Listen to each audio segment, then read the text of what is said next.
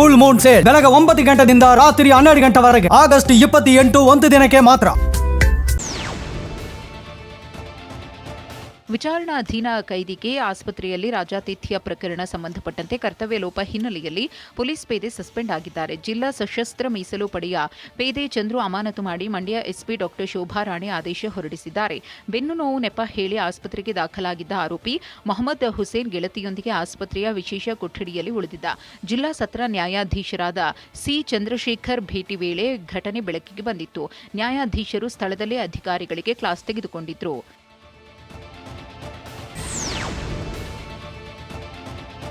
ಕೋಲಾರದಲ್ಲಿ rolled gold ಚಿನ್ನದ ಸರ ಕದ್ದಿದ್ದ ಇಬ್ಬರು ಆರೋಪಿಗಳನ್ನು ಅವೈಮಗಲ್ ಪೊಲೀಸರು ಬಂಧಿಸಿದ್ದಾರೆ. ಆಂಧ್ರ ಮೂಲದ ಗೋಪಾಲಕೃಷ್ಣ ಹಾಗೂ ಬೆಂಗಳೂರಿನ ರಾಮಮೂರ್ತಿ ನಗರದ ಯಶವಂತ ಬಂಧಿತರು. ಆರೋಪಿಗಳ ಬಳಿ ಇದ್ದ ದ್ವಿಚಕ್ರ ವಾಹನ ರೋಲ್ಡ್ ಗೋಲ್ಡ್ ಸರವನ್ನ ಪೊಲೀಸರು ವಶಕ್ಕೆ ಪಡೆದಿದ್ದಾರೆ. ಯಶಸ್ವಿ ಕಾರ್ಯಾಚರಣೆ ನಡೆಸಿದ ಅವೈಮಗಲ್ ಪೊಲೀಸರು ಇಬ್ಬರು ಅಂತಾರಾಜ್ಯ ಸರಗಳ್ಳರನ್ನ ಬಂಧಿಸಿದ್ದಾರೆ.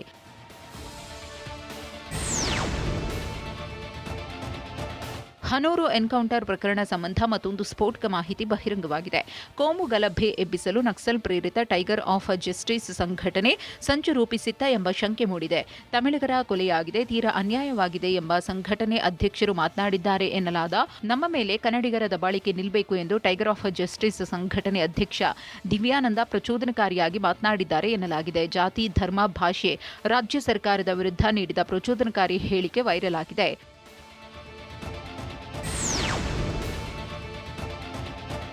ಚಿಕ್ಕಮಗಳೂರಿನಲ್ಲಿ ಟಿಪ್ಪು ಸುಲ್ತಾನ್ ಕಟೌಟ್ಗೆ ಪಾಕಿಸ್ತಾನ ಹಾಡು ಬಳಕೆ ಪ್ರಕರಣ ಖಂಡಿಸಿ ಇವತ್ತು ಕರೆ ನೀಡಲಾಗಿದ್ದ ಬೃಹತ್ ತಿರಂಗ ಯಾತ್ರೆಯನ್ನು ಮುಂದೂಡಲಾಗಿದೆ.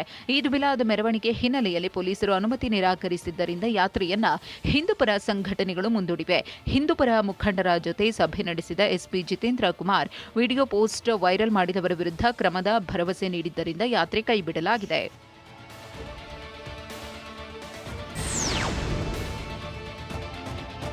ಈದ್ ಮಿಲಾದ್ ಮೆರವಣಿಗೆಯ ಹಿನ್ನೆಲೆಯಲ್ಲಿ ಚಿಕ್ಕಮಗಳೂರಿನಲ್ಲಿ ಬಿಗಿ ಬಂದೋಬಸ್ತ್ ಏರ್ಪಡಿಸಲಾಗಿದೆ. ಸುಮಾರು 1,000 ಪೊಲೀಸರನ್ನು ನಿಯೋಜಿಸಲಾಗಿದೆ. ಮುಂಜಾಗ್ರತಾ ಕ್ರಮವಾಗಿ ಮೆರವಣಿಗೆ ಸಾಗುವ ರಸ್ತೆಗಳಲ್ಲಿ ಅಂಗಡಿ ಮುಂಗಟ್ಟು ಮುಚ್ಚಿಸಲಾಗಿದೆ. ಬೆಳಗ್ಗೆ 6 ಗಂಟೆಯಿಂದ ರಾತ್ರಿ 10 ಗಂಟೆವರೆಗೆ ಚಿಕ್ಕಮಗಳೂರು ವ್ಯಾಪ್ತಿಯಲ್ಲಿ ಮದ್ಯ ಮಾರಾಟ ನಿಷೇಧಿಸಲಾಗಿದೆ. ಇಂದು ನಡೆಯಬೇಕಾಗಿದ್ದ ವಾರದ ಸಂತೆಯನ್ನು ಕೂಡ ಆಗಸ್ಟ್ 28ಕ್ಕೆ ಮುಂದೂಡಲಾಗಿದೆ.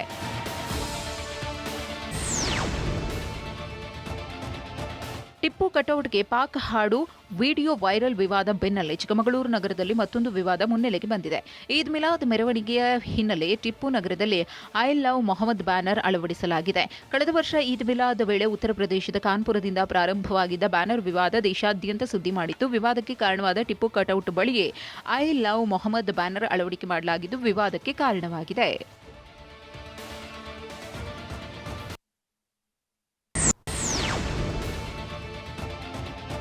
ರೇಣುಕಾಸ್ವಾಮಿ ಕೊಲೆ ಕೇಸ್ನಲ್ಲಿ ಆರೋಪಿ ಪ್ರದೋಷ್ ಮಾಫಿ ಸಾಕ್ಷಿಯಾಗಲು ಕೋರ್ಟ್ ಅನುಮತಿ ಕೊಟ್ಟಿರುವುದರಿಂದ ನಟ ದರ್ಶನ್ಗೆ ಆತಂಕ ಶುರುವಾಗಿದೆ.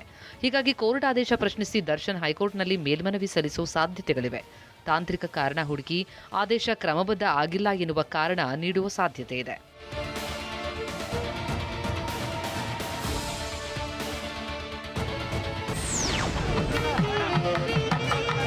ವಿಶ್ವವಿಖ್ಯಾತ ಮೈಸೂರು ದಸರಾದಲ್ಲಿ ಪಾಲ್ಗೊಳ್ಳುವ ಆನೆಗಳ ಗಜಪಯಣಕ್ಕೆ ಚಾಲನೆ ಕೊಡಲಾಗಿದೆ. ನಾಗರಹೊಳೆಯ ವೀರನ ಹೊಸಳ್ಳಿಯಲ್ಲಿ ಗಜ ಪಯಣಕ್ಕೆ ಜಿಲ್ಲಾ ಉಸ್ತುವಾರಿ ಸಚಿವ ಯತೀಂದ್ರ ಸಿದ್ದರಾಮಯ್ಯ ಹಸಿರು ನಿಶಾನೆ ತೋರಿದ್ದಾರೆ. ಮೊದಲ ಹಂತದಲ್ಲಿ ಧನಂಜಯ, ಮಹೇಂದ್ರ, ಏಕಲವ್ಯ, ಪ್ರಶಾಂತ, ಗೋಪಿ, ಶ್ರೀರಾಮ, ಸುಗ್ರೀವ, ಲಕ್ಷ್ಮಿ ಮತ್ತು ಕಾವೇರಿ ಆನೆಗಳು ಅರಮನೆ ನಗರಿಗೆ ಆಗಮಿಸಲಿವೆ.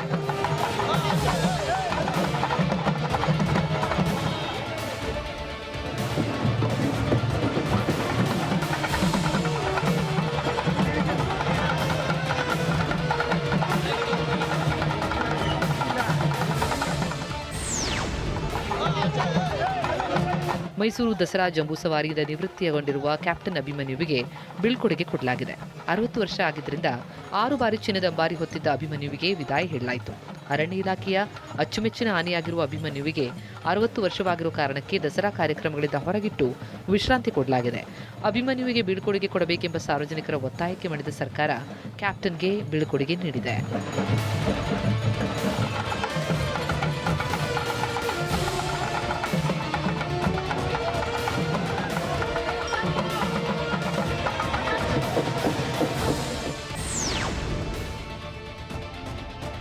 ಕಾವೇರಿ ಜಲಾನಯನ ಪ್ರದೇಶದಲ್ಲಿ ಉತ್ತಮ ಮಳೆಯಾದ ಹಿನ್ನೆಲೆ ಮಂಡ್ಯ ಜಿಲ್ಲೆ ಶ್ರೀರಂಗಪಟ್ಟಣ ತಾಲೂಕಿನ ಕೃಷ್ಣರಾಜಸಾಗರ ಜಲಾಶಯದ ಒಳಹರಿವು ಏರಿಕೆಯಾಗಿದೆ. ಒಳಹರಿವು 9,438 ಕ್ಯೂಸೆಕ್ಸ್ ಹೆಚ್ಚಳವಾಗಿದೆ. 124.80 ಗರಿಷ್ಠ ಮಟ್ಟದ ಕೆಆರ್ಎಸ್ನಲ್ಲಿ ಸದ್ಯ 108.63 ಅಡಿ ನೀರಿದೆ. ಡ್ಯಾಂನಿಂದ 4,478 ಕ್ಯೂಸೆಕ್ಸ್ ಹೊರಹರಿವಿದೆ. ಇದೇ ರೀತಿ ಒಳಹರಿವು ಹೆಚ್ಚಾದರೆ ಡ್ಯಾಂ ಭರ್ತಿಯಾಗುವ ಸಾಧ್ಯತೆ ಇದೆ.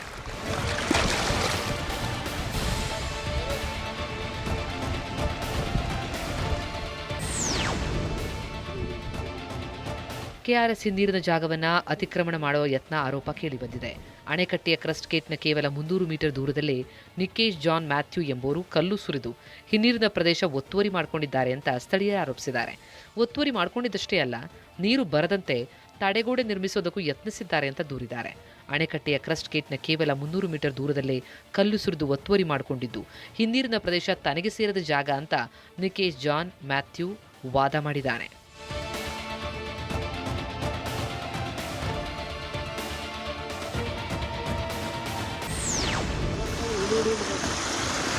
ತುಂಗಭದ್ರಾ ಎಡದಂಡೆ ಕಾಲುವೆಯಲ್ಲಿ ಮತ್ತೆ ರಂಧ್ರ ಕಾಣಿಸಿಕೊಂಡಿದೆ. ಕೊಪ್ಪಳ ಜಿಲ್ಲೆ ಗಂಗಾವತಿ ತಾಲೂಕಿನ ಕೆಸಕ್ಕಿ ಹಂಚಿನಾಳ ಬಳಿ ಇರುವ ಎಡದಂಡೆ ಕಾಲುವೆಯಲ್ಲಿ ರಂಧ್ರ ಕಾಣಿಸಿಕೊಂಡಿರುವುದರಿಂದ ನೀರು ಪೋಲಾಗ್ತಾ ಇದೆ. ನೀರಿನ ರಭಸಕ್ಕೆ ಕಾಲುವೆ ಒಡೆದು ಹೋಗುವ ಆತಂಕ ಎದುರಾಗಿದೆ. ಕಳೆದ ವರ್ಷ ಶಿವಪುರ ಗ್ರಾಮದ ಬಳಿ ತುಂಗಭದ್ರಾ ಎಡದಂಡೆ ಕಾಲುವೆಯಲ್ಲಿ ರಂಧ್ರ ಕಾಣಿಸಿಕೊಂಡಿತು. ಆಗ ನಿರ್ಲಕ್ಷ್ಯ ವಹಿಸಿದ್ರಿಂದ ಕಾಲುವೆ ಒಡೆದು ಹೋಗಿ ನೀರು ವ್ಯರ್ಥವಾಗಿ ಭಾರಿ ನಷ್ಟ ಆಗಿತ್ತು. ಕೂಡಲೇ ಕಾಲುವೆ ರಂಧ್ರ ಮುಚ್ಚಬೇಕು ಅಂತ ರೈತರು ಆಗ್ರಹಿಸಿದ್ದಾರೆ.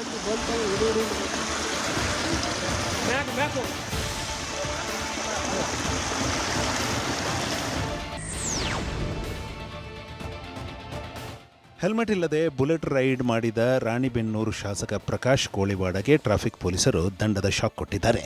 ಹೆಲ್ಮೆಟ್ ಇಲ್ಲದೆ ಬುಲೆಟ್ ಬೈಕ್ ಚಲಾಯಿಸಿದ ಆರೋಪದಲ್ಲಿ ರಾಣಿಬೆನ್ನೂರು ಟ್ರಾಫಿಕ್ ಪೊಲೀಸರು ಶಾಸಕರಿಗೆ ನೋಟಿಸ್ ಕೊಟ್ಟಿದ್ದಾರೆ. ಆಗಸ್ಟ್ 25ರಂದು ಶಾಸಕರು ನಿಯಮ ಉಲ್ಲಂಘನೆ ಮಾಡಿದ್ದು ₹500 ದಂಡದ ನೋಟಿಸ್ ನೇರವಾಗಿ ಶಾಸಕರ ಮನೆ ಬಾಗಿಲಿಗೆ ತಲುಪಿದೆ. ನೋಟಿಸ್ ಆಧರಿಸಿ ಪ್ರಕಾಶ್ ಕೋಳಿವಾಡ್ ₹500 ದಂಡ ಪಾವತಿಸಿದ್ದಾರೆ.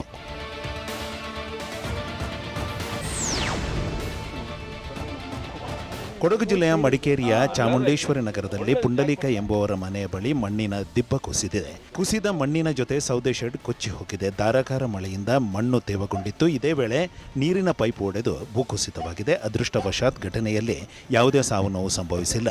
ಸ್ಥಳಕ್ಕೆ ನಗರಸಭೆ ಅಧಿಕಾರಿಗಳು ಭೇಟಿ ನೀಡಿ ಪರಿಶೀಲನೆ ನಡೆಸಿದ್ದಾರೆ.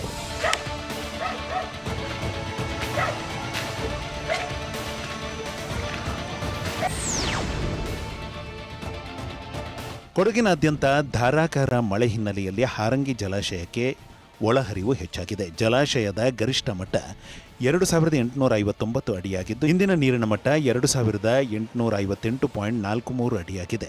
ಜಲಾಶಯಕ್ಕೆ 5,947 ಕ್ಯೂಸೆಕ್ ಒಳಹರಿವು ಇದ್ದರೆ ಜಲಾಶಯದಿಂದ 5,783 ಕ್ಯೂಸೆಕ್ ಒಳಹರಿವು ಇರುತ್ತದೆ.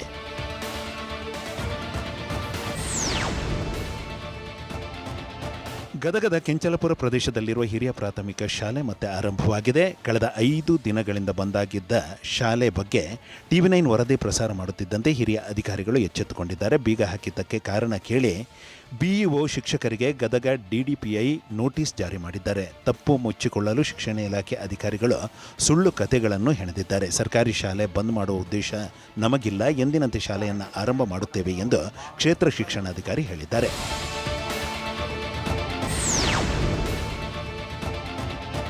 ನಕಲಿ ಔಷಧಿ ಬಳಿಕ ಈಗ ನಕಲಿ ಸೌಂದರ್ಯವರ್ಧಕ ವಸ್ತುಗಳಿಗೆ ಔಷಧ ಆಡಳಿತ ಇಲಾಖೆ ಕಡಿವಾಣ ಹಾಕಲು ಮುಂದಾಗಿದೆ. ಈಗಾಗಲೇ ಬೆಂಗಳೂರು ಸೇರಿ ರಾಜ್ಯದಲ್ಲಿ 50ಕ್ಕೂ ಹೆಚ್ಚು ಕಡೆ 19ಕ್ಕೂ ಹೆಚ್ಚು ಬ್ರ್ಯಾಂಡ್ಗಳ ವಿವಿಧ ಪ್ರಾಡಕ್ಟ್ಗಳ ಸ್ಯಾಂಪಲ್ಸ್ಗಳನ್ನು ಸಂಗ್ರಹ ಮಾಡಿದೆ.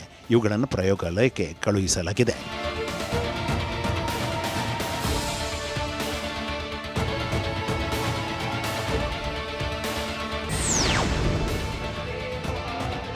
ಬಾಗಲಕೋಟೆಯಲ್ಲಿ ಈದ್ ಮಿಲಾದ್ ಸಂಭ್ರಮ ನಡೆದಿದೆ. ಈದ್ ಮಿಲಾದ್ ಪ್ರಯುಕ್ತ ಬಾಗಲಕೋಟೆಯ ನಗರದಲ್ಲಿ ಮುಸ್ಲಿಮರಿಂದ ಅದ್ದೂರಿ ಮೆರವಣಿಗೆ ನಡೆದಿದೆ. ಬಾಗಲಕೋಟೆಯ ಮಡ್ಡಿ ಮಾಲಿಕ್ ಶಾ ದರ್ಗಾದಿಂದ ಆರಂಭವಾದ ಮೆರವಣಿಗೆ ವಲ್ಲಭಭಾಯಿ ವೃತ್ತ, ಕೊತ್ತಲೇಶ್ವರ ದೇವಸ್ಥಾನ, ಪಂಕಾ ಮಸೀದಿ ಸೇರಿದಂತೆ ನಗರದಾದ್ಯಂತ ಸಂಚರಿಸಿದೆ. ಹಸಿರು ಧ್ವಜ ಹಿಡಿದು ಘೋಷಣೆ ಹಾಕಿ ಮುಸ್ಲಿಮರು ಸಂಭ್ರಮ ಪಟ್ಟಿದ್ದಾರೆ. ಸಹಸ್ರಾರು ಜನ ಮೆರವಣಿಗೆಯಲ್ಲಿ ಭಾಗಿಯಾಗಿದ್ದಾರೆ.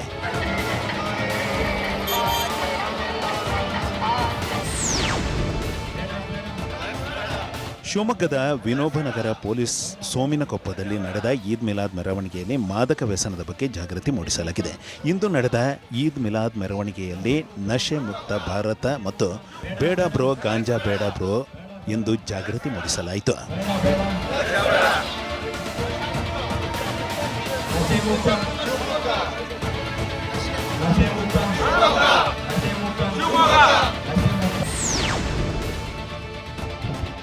ಕೋಲಾರ ನಗರದ ಹೊರವಲಯದ ಚೆನ್ನಾಪುರ ಕೆರೆಯಲ್ಲಿ ನಿಷೇಧಿತ ಕ್ಯಾಟ್ಫಿಶ್ ಪತ್ತೆಯಾಗಿದೆ. ಆಫ್ರಿಕನ್ ಫಿಶ್ ಆಗಿರುವ ಈ ಕ್ಯಾಟ್ಫಿಶ್ ಎನ್ನಲಾಗುವ ಈ ಮೀನು 5 ರಿಂದ 10 ಕೆಜಿ ತೂಗುತ್ತದೆ. ಕೋಳಿ ತ್ಯಾಜ್ಯ, ಸಣ್ಣಪುಟ್ಟ ಮೀನುಗಳನ್ನು ತಿಂದು ಮುಗಿಸುವ ಕ್ಯಾಟ್ಫಿಶ್ ಕೆರೆಯ ಇತರೆ ಜಲಚರಗಳಿಗೂ ಹಾನಿ ಉಂಟು ಮಾಡುತ್ತದೆ. ಹಾಗಾಗಿ ಈ ಭಯಾನಕ ಡೇಂಜರ್ ಮೀನುಗಳ ಸಾಕಾಣಿಕೆಗೆ ನಿಷೇಧ ಹೇರಲಾಗಿದೆ.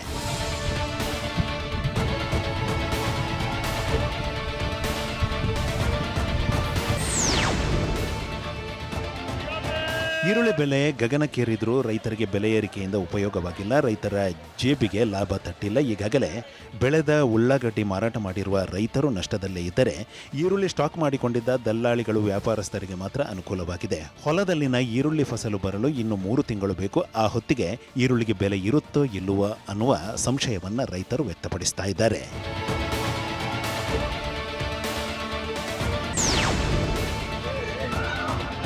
ವಿಜಯಪುರ ಜಿಲ್ಲೆಯ ಸಿಂದಗಿ ಪಟ್ಟಣದ ಹಳೆ ಬಜಾರ್ ಬಳಿ ರಸ್ತೆ ಬದಿ ನಿಲ್ಲಿಸಿದ್ದ ಕಾರ್ನಲ್ಲಿ ಬೆಂಕಿ ಕಾಣಿಸಿಕೊಂಡಿದೆ. KA28 MB 3765 ನೋಂದಣಿ ನಂಬರ್ನ ರೊನಾಲ್ಡ್ಸ್ ಡಸ್ಟರ್ ಕಾರ್ ಹೊತ್ತಿ ಉರಿದಿದೆ. ಕಾರ್ ಮಾಲೀಕ ಆನಂದ್ ಮತ್ತು ಚಾಲಕ ಚಂದ್ರಕಾಂತ್ ವಾಲಿ ಕನ್ಯಾ ನೋಡಲು ಬಂದಾಗ ದುರ್ಘಟನೆ ನಡೆದಿದೆ. ಸ್ಥಳಕ್ಕೆ ಬಂದ ಅಗ್ನಿಶಾಮಕ ದಳ ಬೆಂಕಿ ನಂದಿಸಿದೆ. ಘಟನಾ ಸ್ಥಳಕ್ಕೆ ಸಿಂದಗಿ ಪೊಲೀಸರು ಭೇಟಿ ನೀಡಿ ಪರಿಶೀಲನೆ ನಡೆಸಿದ್ದಾರೆ.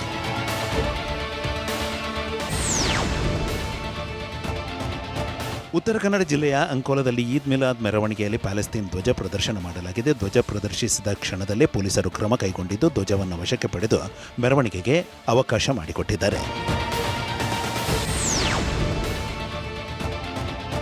ಬಳ್ಳಾರಿಯಲ್ಲಿ ಮೊದಲ ಬಾರಿಗೆ ರೈತ ಸಂತೆ ಸಾವಯವ ಕೃಷಿ ಮೇಳ ನಡೆದಿದ್ದು, ಸಾವಯವ ಪದ್ಧತಿಯಲ್ಲಿ ಆಹಾರ ಉತ್ಪನ್ನಗಳ ಮಾರಾಟ ನಡೆದಿದೆ. ರೈತರಿಂದಲೇ ನೇರವಾಗಿ ಗ್ರಾಹಕರಿಗೆ 150ಕ್ಕೂ ಹೆಚ್ಚು ಆಹಾರ ಉತ್ಪನ್ನಗಳ ಮಾರಾಟ ನಡೆದಿದೆ. ಬಳ್ಳಾರಿಯಲ್ಲಿ ಇದೇ ಮೊದಲ ಬಾರಿಗೆ ಸಾವಯವ ಕೃಷಿಕರೇ ಸಾವಯವ ಕೃಷಿ ಮೇಳ ಆಯೋಜನೆ ಮಾಡಿದ್ದಾರೆ.